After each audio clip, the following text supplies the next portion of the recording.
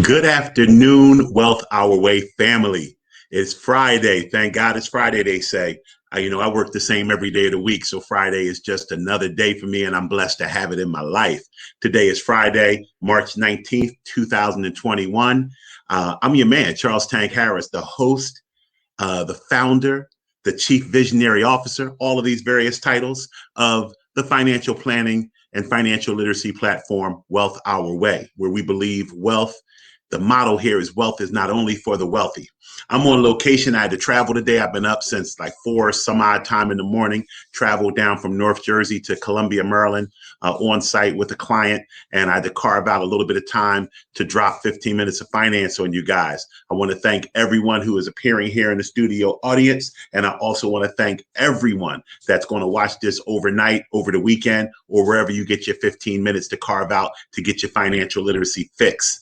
I hope that everyone had a good laugh and also grabbed some knowledge on the bars I dropped in Real Rap Friday. That's going to be a new thing. I'm on TikTok, all the social media platforms. Also last night in Clubhouse PM Edition, we interviewed Gwen Samuel, who has been, discriminated against in the worst of ways by TD Bank up in Connecticut. We are taking this to a national banking forum platform. Stay tuned for that information. I'm going to quickly get into today because, as you know, since it's Friday and I don't broadcast on Saturday and Sunday, we have to cover 3 days of the fast today. So it's no time for Big Tank to run his mouth with his normal shenanigans. Let's get right into the day 3 fast. So on day 3, we are committing to carrying only one debit/credit card through the end of the month. Now, I've seen fasts where people have said, put all your credit cards and debit cards away and only carry cash. This is where, everybody has their own style. I'm going to stand out on the limb on my style. I am not a fan of carrying cash. I believe in cash. I got a whole thing I'll talk about later about banks and how they mistreat us. But as far as it goes to track your finances, it's ninja level of tracking, like highly trained artists to be able to keep track of cash. It is so much easier to have a debit card or a credit card that provides you with a statement and shows you what you spent. So I am a fan of carrying one debit or credit card during the fast, and you're only using that for emergencies. You're going to see through the fast the things that we start to eliminate, and you got to carry just one debit or credit card. I want you to find a financial accountability partner. I started back to the gym this week. I'm a little sore up in the pecs. I did chest yesterday. And the thing is, I'm a big guy. I lift heavy weights. You get to a point where you need a spot. You need someone to help you. And I was in there by myself. A couple cats volunteered to help, but you need a partner. Having a partner in things makes you have someone to bounce ideas off and to talk about when times are tough. Find yourself an accountability partner. And then I want you to answer this question. Who depends upon me financially? A lot of times when we're thinking about our finances, even if we're a parent, even if we're a spouse, it's easy to think about how we're affected because as the phrase goes, born alone, die alone. We have to have some focus on ourselves. But as we do spread out in this world and we do become a parent and we do marry, these things happen. We're a business partner. Other people depend on us financially. We're part of, in my age group, we're part of what they call the sandwich generation. The sandwich generation means that you are sandwiched between taking care of your kids and helping out your parents. So for those of us who have to help our parents out financially, we need to be able to account for all of the people that depend on us financially. So that is day 3 of the fast. Now, here's where I'm going to get just wicked with the technology and see if I can go to day 4 without causing any drama. I like it. I think I've managed to do it. Day 4. On day 4. Now, day 4 is tomorrow.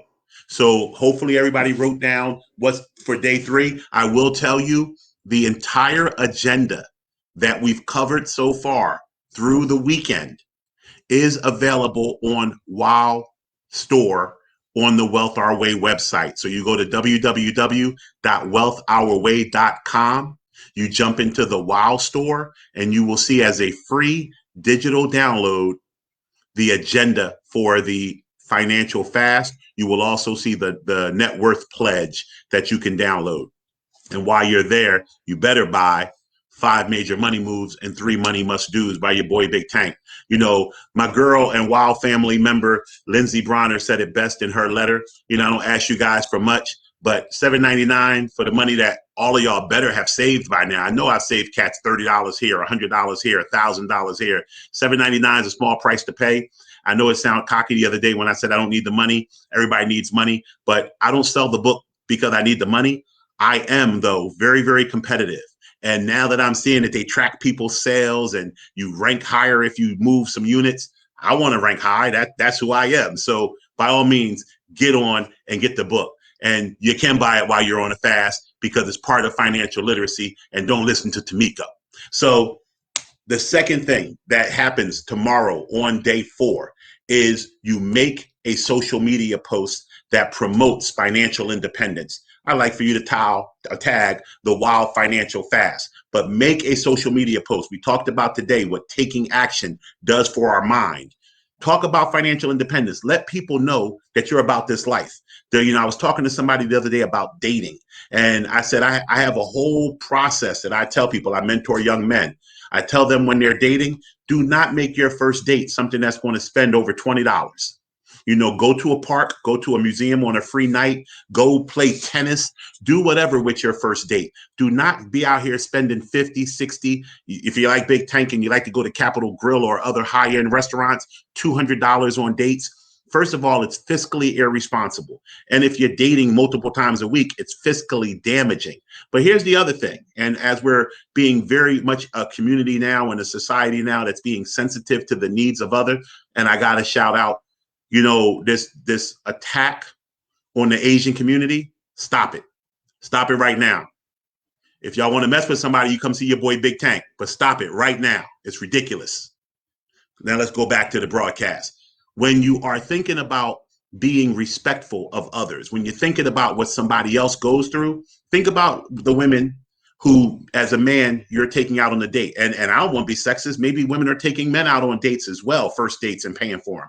But I have heard from multiple women, and y'all know I'm raising 5 daughters of my own and 3 stepdaughters, that it puts a lot of pressure mentally on a woman when they're out on a date and they see somebody racking up, different numbers of, ordering appetizers and desserts. And they think, what is this guy expecting of me? Let's remove all that pressure. Make the first date under $20. Fair exchange is no robbery. Hey, how you doing? Go out on your date, go home. Let people know that you are about financial independence. Set the bar early. That way, if you end up getting into a relationship with someone, they know how you feel about money. And then the question I want you to answer tomorrow, day 4 of the fast, is what is my side hustle? What is my ideal side hustle? What would I like to do? Everybody has something that they do. And the reality is, and I'm a man of faith, I've told you guys this before, I believe that God designed each and every one of us to do one thing that no one else can do. My one thing is wealth our way. If I don't do wealth our way, it doesn't get done. So everybody has one thing that they were designed to do. And if they don't do it, it doesn't get done. Can you turn that into a revenue producing event or industry? If you can, by all means, do it. If you don't feel as though you have a special talent, task, or gift to offer the world, then think about what you're just naturally good at. I was good in math. When I went to college, I tutored math. Buddies of mine who cut hair, they cut hair out their dorm rooms. There's something you can do. What is your ideal side hustle? That's day 3. Day 4. That is day 4. Now we're going to go to day 5.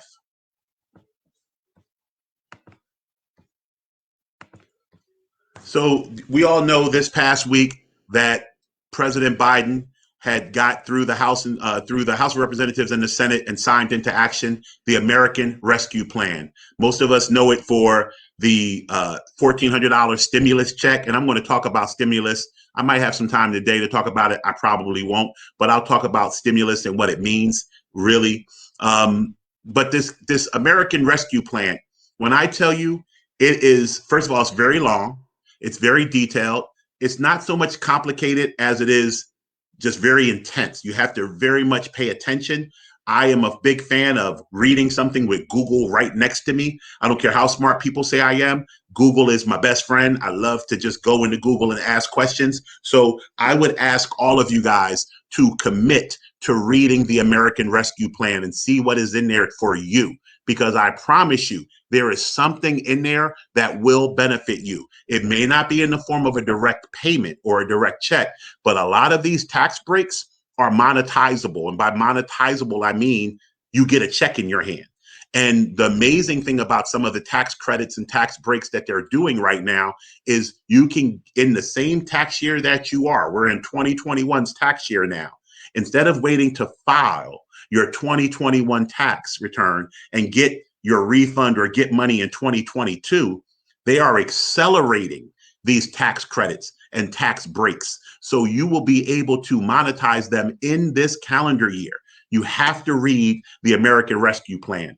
And if you come across something that Google is not quite cutting mustard on, you can pose one question to the WOW Facebook page. You can inbox me and I will get to your questions. So the question that you will ask yourself on Sunday, which will be day 5 of the WOW 14-day financial fast, is, am I taking full advantage of the American Rescue Plan? Hell, if nothing else, I'm going to combine 5 and 4. This is how my brain works, because this is right off the dome. I'm about to say this to you.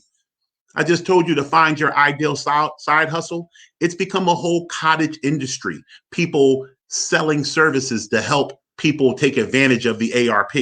Why not become an expert on it? Why not read it in its entirety, take sub notes, take cliff notes, break it down, and then make that your side hustle? Charge people $20 to learn about the ARP. Here's what I got to tell you. You know, we're in a day and age of social media. I'm a culprit. I'm taking advantage of social media. I monetize social media like other people do. But here's something that's always bothered me, especially in communities where people make less money. We spend so much time pointing the finger and kind of hating on people for trying to make money, when the reality is, go to a seminar that costs $200, buy a book that costs $20, subscribe to a service that costs $50, and wring the rag of the value out of it. Now, I'm a big believer of don't pay for anything that you're not getting value out of. But if I can go to a seminar that's Friday and Saturday night and cost me $300 plus the cost of a hotel room cost me $600, but I leave that seminar and immediately save $3,000 on my taxes, that is $600 well spent. You have to get into the business of investing in yourself. You have to get into the business of spending money to make money. Don't spend, we are so quick to buy something that we can just use. I'm not really sure if I can attribute it to culture, but I do. I always say that, especially as Blacks, we're so used to not having anything. We came over here on boats and chains, and the minute we can show somebody, I am somebody, I'm worth something. Look at my car, look at my house, look at my shoes, look at my belt. We're quick to do it. Man, you know what I want to show people? My tax return and my bank account. I have assets.